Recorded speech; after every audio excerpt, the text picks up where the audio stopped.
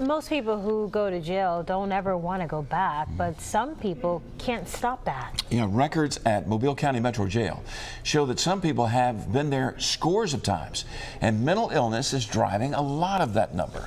Investigative reporter Brendan Kirby has this report looking into the challenges confronting jailers.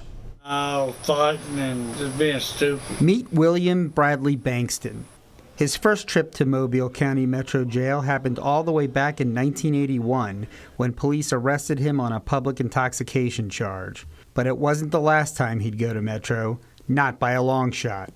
Over the next 3 decades, Bankston returned again and again and again. The charges have ranged from assault to harassment to disorderly conduct to driving under the influence of alcohol, and lots of arrests on public intoxication charges. In all, Bankston has been booked into Metro 98 times, making him among the most often jailed prisoners in the facility's history. No, I never had no violent crimes or no felonies. Always misdemeanors. Bankston might be an extreme case, but he's not the most extreme, nor is he unique. Jail records indicate the all-time record holder has been booked a whopping 163 times, dating to 1980. Jail Sergeant Ira Kennington says inmates like Bankston, who cycle back and forth between jail, often are not violent and usually have long records of arrests on nuisance offenses. They're not necessarily bad people. They've just got that one problem, that one bad habit, that one demon they have to deal with. That demon could be drugs or alcohol or problems with personal relationships. Increasingly, according to jail administrators, it's mental illness. Warden Trey Oliver tells me he's noticed an upswing in inmates with mental illness since the state closed Searcy Hospital in 2012. The idea behind that closure was that group homes were a more humane way to treat people with mental illness and would save the state money amid a budget crunch. But law enforcement officials say many of those folks battling mental illness can't make it in the group homes. Eventually, they end up here at Mobile County Metro Jail or another local lockup that was never designed to treat mental illness. Oliver ticks off the statistics. On a typical day this month, the jail had 34 inmates on suicide watch and almost 300 taking psychotropic medication. That's about 18% of the prisoners. Oliver says he sees a familiar pattern. People unable to function in society end up homeless, commit minor crimes, and get arrested.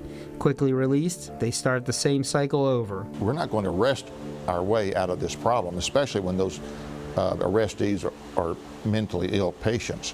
Mobile County Health Officer Bert Eichold says there are too few options for people in need of mental health treatment. Unfortunately, the police don't have a lot of choices. The result, Oliver says, is that the jail ends up being the mental health provider of last resort.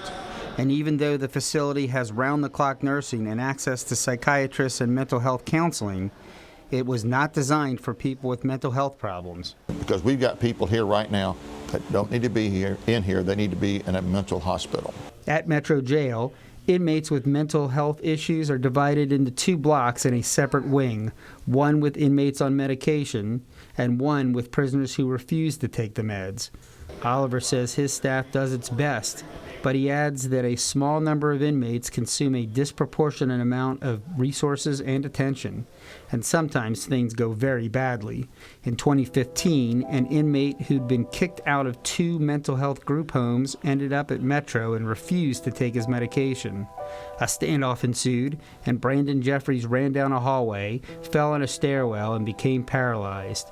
A lawsuit and subsequent settlement cost Mobile County taxpayers $800,000. Kennington, who is the jail's training coordinator, says the sheer number of troubled prisoners creates special challenges for corrections officers. He says it places an unwarranted responsibility on the men and women tasked with guarding a total jail population of more than 1,600. It's not fair, and it's not the best way to deal with it. But that's what we've got, and it's what we have to work with. Bankston, the former inmate with nearly 100 Metro bookings, says he's battled alcohol problems much of his adult life and also received mental health counseling. It's been 8 years since Bankston last spent time at Metro Jail. He says a couple of strokes slowed him down and adds that he hopes he's seen the last of a jail cell. I'm doing good now. I got I got my income coming in. I got credit card. I got everything a man would want. Still wish for more, but you know how that is. Reporting from Mobile, Brendan Kirby, Fox 10 News.